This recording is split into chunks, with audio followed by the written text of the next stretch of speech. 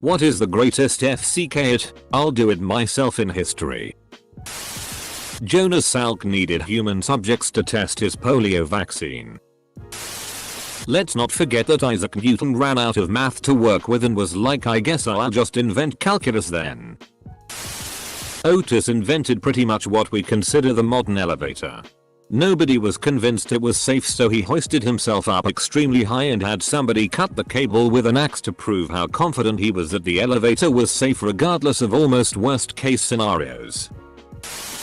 In 1888, Almon Brown Strowger, an undertaker, noticed he was losing a lot of business to the other undertaker in town. He found out that the other undertaker's wife was a telephone operator, and when she intercepted people asking to be connected to Strowger's funeral home, the operator would route the call to her husband's funeral home instead. 3 years later, Strowger patented the automatic teller exchange, a system which allowed telephone users to make calls without the need for human operators, single-handedly destroying an entire workforce. Imagine being so pissed off you don't just get someone fired, but remove their job from existence entirely. Cliff Stoll, the cuckoo's egg, noticed weird traffic on his university servers. No one believed him that there was any risk occurring. Ended up uncovering a major hacking attempt to steal missile designs and basically created internet security. I think it was missile designs. It's been a long time. Jon Snow, not that one. The father of epidemiology. No one believed him that the cholera outbreak in what is now Soho was because of a contaminated water pump. He broke it. They arrested him for vandalism and held him until the outbreak suddenly ended. Edit. Corrected the location. Probably the time Nando Pirado and Roberto Canessa decided they couldn't wait around any longer and legged it for 10 days across the Andes with no warm clothes, climbing gear, or food except some scraps of their dead friends stuffed into a sock. They finally found someone out in the middle of nowhere. Sergio Catalan, who rode horseback all night and then took a bus to get some help. The mountain climbers had come from the wreckage of a crashed plane that everyone had been looking for over 2 months. They needed help for the other survivors who were injured and starving. They saved 14 of their friends. Morris Hillman invented over 40 vaccines during his career in the pharmaceutical industry. In 1963, his oldest daughter caught the mumps. He cultured a sample from her, developed a vaccine, and injected it into his younger daughter. That vaccine is still in use and has saved millions of lives. In total, it's estimated that his work has saved 118 million lives globally. The guy who started FedEx wrote a college paper about a nationwide overnight shipping company and got a C. Started the company anyways. Later, after he started it and it was struggling, he couldn't get a loan and the company was almost bankrupt. And he bet next week's payroll at the casino on roulette and won. Also got a silver star in the Vietnam War and now co-owns the Washington Redskins. The latter often viewed as the biggest failure in his life. L registered Sino Major. He liberated an entire village from Nazis by himself. I'm surprised no one's mentioned Catherine the Great of Russia. She decided her husband was useless, which, granted, he was, and proceeded to set up a military coup to overthrow him. Even with the plan being discovered early, she dressed herself in military garb and marched with her new army, which had just sworn loyalty to her, down to Peter's palace, where he was forced to resign the throne. All without a single drop of bloodshed. At least until Peter turned up dead some time later under shady circumstances, but honestly for a military coup it was pretty non-violent. If saying FCK it, I'm ruling Russia myself isn't great, I dunno what is. I mean, it's right there next to her name for a reason. Not a very old story. Manjhiol the mountain man lived in a very remote village of India whose route to nearby was blocked a mountain, and hence villagers had to climb it every time. And they had to do that daily to get essential supplies. During one of these trips, his wife fell down the mountain. He loved her a lot. He tried first to persuade the gov to do a mountain tunnel project there, but to vain. So he went on alone to break the entire mountain with just an axe. He did that for 10 plus years and finally succeeded. There is a Bollywood movie on him too. Title: Manjhi. Nikola Tesla was tasked with lighting up the World's Fair, but Thomas Edison wouldn't allow him to use any of his patents, so Tesla had to invent a new light bulb that didn't use any of Edison's patents and could still have thousands made in time for the event. Desmond Doss single-handedly saved from 50 to 100 men up on Hacksaw Ridge in Okinawa. His company was ordered to retreat when they were attacked by the Japanese, but instead he said nah. Stayed up on the ridge alone, unarmed, and dragged as many soldiers as he could to safety without any help. Even when he was shot by a sniper and riddled with shrapnel, he made sure they took another guy down the hillside before him. Edit: I'm aware there is a movie. I've read about him before and I know he's done more than just what is in the movie. I just didn't want to make a 3,000 word post about the many ways this guy is amazing. James Clerk Maxwell was idolized by Einstein as being the father of modern physics. Not only did he formulate the classical theory of electromagnetic radiation, but just for shits and giggles he calculated exactly what Saturn's rings were made from using pure mathematics. It wasn't until Voyager 1 and 2 passed by and took photos in the early 80s did we get confirmation that Maxwell was right. He then calculated how to take a color photograph in 1855. This was then achieved in 1861 and is recognized as the first ever color photograph. Juan Pujol Garca was a Spaniard who created his own counterintelligence operation for the Allies during World War II. Initially, he approached British and American intelligence to offer them his services, but both countries rebuffed him. Undeterred, Garca created a fictional persona as a pro-fascist Spanish official and got himself recruited by the Nazis, who directed him to travel to Britain to recruit agents. Instead, Garca created a network of fictitious agents and sub-agents using publicly available information like newspapers and travel brochures. It was at this point that he again contacted Allied intelligence, and he was finally recruited. Garca continued his work throughout the war, and for the same operation, he received both a knighthood from the British and the Iron Cross from Nazi Germany. The Nazis never realized that he was a double agent.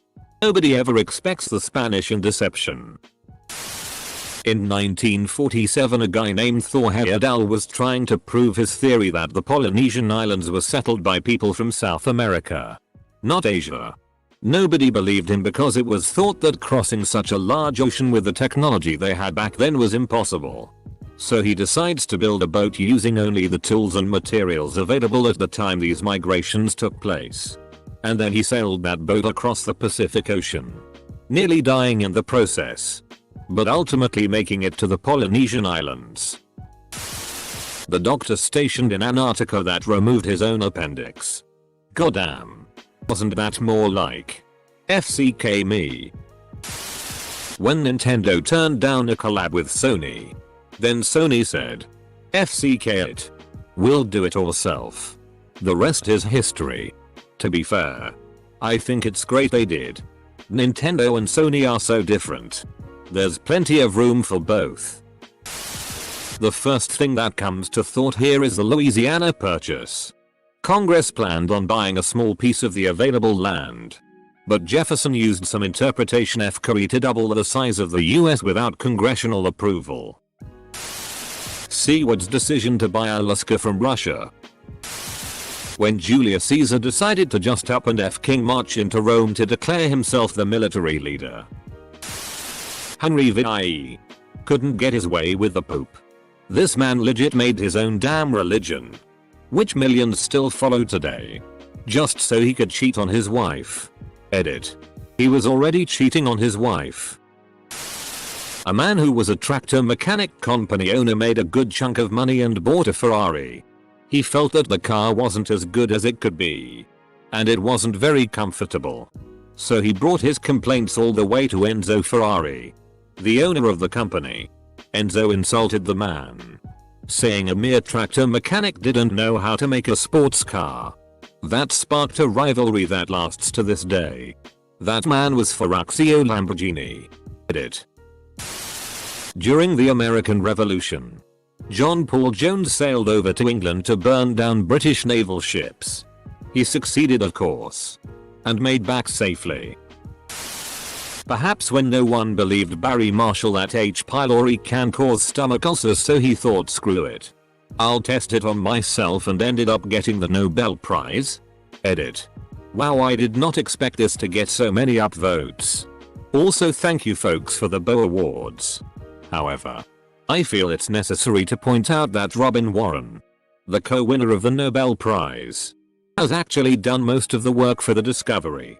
But Marshall got all the attention, well, because of doing this. Thank you Uramiel01 for reminding us. The dude in the war with wounded fingers. A doctor wouldn't amputate them, so he bit them off himself. My great grandpa did the opposite. They were gonna amputate his feet in World War II and he said nah, so he went AWOL and treated his wounded feet on his own. When he came back with 2 perfectly good feet, he basically said, I wanted to keep my feet and I wanted to keep fighting, and as far as I know he didn't get any kind of punishment, even though he was gone for weeks. Leonid Rogozov removing his own appendix, or Ines Ramirez Perez doing her own C-section. Rogozov was a Dr. Perez, a poor Mexican woman. The guy who made body armor shot himself to test it. Metallica fired Dave Mustaine, 1983, because he was sort of a control freak and wanted to take the band in a more prog jazz metal direction. He was also abusing drugs and was known for violent behavior at the time. He went off and created his own band Megadeth, and over the next 30 plus years he's sold millions of albums and toured the whole world, writing and controlling pretty much everything he's ever wanted. It seems they've all now patched things up. Dude is an absolute genius beast of a guitarist-songwriter. Also, when guitarist Hillel Slovak died, 1988, John Frusciante was a 19-year-old kid and a huge fan of the Red Hot Chili Peppers. He was heartbroken and didn't want to see the end of his favorite band. So he went and auditioned to play lead guitar. He got the gig. Helped take them to the top of the charts. The rest is history. Today he's considered one of the greatest rock guitarists out there. Martine Rothblatt, founder of SiriusXM and unbelievable polymath, was told her daughter Genesis had 3 months to live. She had been diagnosed with a type of pulmonary arterial hypertension which was fatal. Disease causes too much pressure in the blood vessels leading from the heart to the lungs, causing them to narrow and not carry enough oxygen. So Rothblatt quit all of her other work and went to the library to save her daughter. Even though she had zero background in the field, she figured out a cure and in the process founded United Therapeutics, which is a $1 billion biotechnology company. Rothblatt's life story is amazing. Marie Curie, Polish French chemist and physicist who, without going into great detail, died of constant exposure to radiation while seeking a cure for others. More or less sacrificed herself as a human guinea pig, knowing full well the consequences of her actions. Here in Scotland we have many a Marie Curie charity shops who provide funds for hospices and the like. I'm pretty sure she's responsible for saving my ass and many countless others for her pioneering works. It's quoted in July 1912 as saying Osif it. Clara Lemlich taking the stage at a union meeting in 1909 to declare a general strike after the older male union leaders told the working girls that there really wasn't a point in striking and it would be too hard. Just be patient and deal with it. So 20-year-old Clara interrupts them, climbs up on the stage, and shouts at the crowd that she's tired of just talk. Time to strike. And everyone went for it. Instant agreement of the workers. Whoa. This got some attention. So editing to add that, I dug up my old research. A translation of what she said, originally in Yiddish, was I have listened to all the speeches and I have no further patience for talk. I, too, have worked and suffered. And I am tired of talk. I move that we go on general strike. Now. Closest I can think of is Erwin Rommel during the Blitzkrieg seeing an opportunity to make an exploit and instead of waiting said FCK it and charged 200 miles into French territory. The Soviet woman that lost her husband to the Nazis sold everything and to pay for a tank with the request that she gets to drive it to fight Nazis. Go read up about Maria Oktyabrskaya on Wikipedia. Hannibal of Carthage deciding to take his army over the Alps. When Sony and Nintendo partnered for a CD add-on for the SNES. But Nintendo decided to partner with Philips instead, leaving Sony behind. Sony took all the knowledge about video games that they learned from working with Nintendo and created the PlayStation. Alexander the Great solving the Gordier knot by cutting it with his sword. Alexander loved to do things like this. During the Malian campaign near the end of his conquests, his army was besieging a citadel. Alexander thought the battle was taking too long. So he took a ladder, climbed up the citadel wall himself, and suicidally jumped over the wall into the heart of the enemy garrison. He sustained awful injuries during this battle, but perhaps in part due to his recklessness, his army was able to complete the siege of the citadel. George Clooney bought his own spy satellite to prove the alleged crimes of an African warlords because nobody else would. Sir Ranulph finds after an expedition, I think to the Arctic, had frostbitten digits on one hand. After becoming irritated and uncomfortable waiting for the docs to sort out treatment, he went to his garden shed and amputated them himself. Here's a notable mention, albeit somewhat obscure. Sam Regenstrief once made 40% of the dishwashers in the USA at the time. He fell ill with a kidney stone and went to his local hospital in Indiana.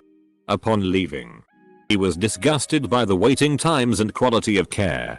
He took matters into his own hands and created a hospital and founded the Regenstrief Institute. This institute helped map the genome of COVID-19 and translated its finding into 20+ languages, helping the world fight this virus.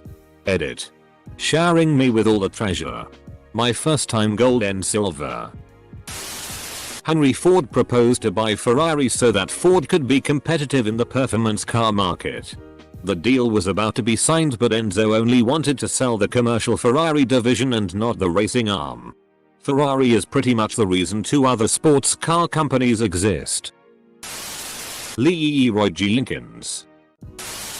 When Pedro Serrano realized Jobu wasn't going to help him hit a damn curveball, Manji the Mountain carved up a path through the mountain all by himself so that people from his village can go grab water etc without much trouble. There is a movie on it too. Stanislav Petrov making the decision not to push the button to launch nuclear missiles, as would have been his direct orders when the Russian early warning system wrongly indicated the launch of American missiles in 1983. One man saved the entire world from nuclear destruction. So this is undeniably the greatest of these moments in all human history. There should be a statue of him in every major city around the world. Edit. Spelling. Edit. During the American Civil War, General McClellan was in charge of the Army of the Potomac.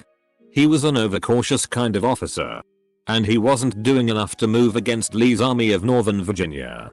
Lincoln got fed up with the inaction and wrote him a letter in which he asked his general if he could borrow the army, since you're not using it for anything. When Julius Caesar got kidnapped and was offended by his ransom, he demanded they make it higher. And he also told the pirates who kidnapped him in hat he would be back to crucify them. And they laughed. Then he did it. Trump for sure. All of Washington mocked him for years, so he just decided one day he was going for it and he completely took out the Obama-Hillary machine. Despite Republicans and the media resisting him all along the way. It's so funny and sad that you can trace Trump's plans to become president to that one, even where Obama made fun of him. Lin-Manuel Miranda kept getting denied roles, so he decided to write his musical and made sure that he'd get the lead. He was Usnavian in The Heights and Alexander Hamilton in Hamilton. I'd say retired General Charles Chuck Pittman. He stole a helicopter from his base to assist police in killing Mark Essex, who, if I recall correctly, had killed multiple cops over a couple days span. He had holed up on the roof of a hotel and had a vantage point as he had a little high ground. And there was one entrance to the roof. Good ole Chuck was watching the events unfold and took it into his own hands. He took a CH-46 helicopter and landed in an empty parking lot, where he picked up a couple police officers, and after some time, one of the officers ended up killing the shooter. Edit. Sorry for the TTY formatting. Prince single-handedly wrote, produced, and played all the instruments and his own vocals of Purple Rain. He did it by playing each instrument all the way through while recording each layer of instrumentals over each other, then editing all of them in one track with his vocals as the final touch. Joe B-roll. He parachuted into Normandy on D-Say. Got captured. Attempted to escape. Accidentally went on a train to Berlin. Got recaptured. Escaped and said FCK it and kept going east because what else are you going to do at that point? Joined the Red Army. And liberated the concentration camp we has been kept at. George Washington used to win bar bets by crushing a walnut in his bare hands. His friends would also set up the bets. And this is why the U.S. has the right to have bare arms. I mean, if Washington is going to have bare hands, might as well have the arms too.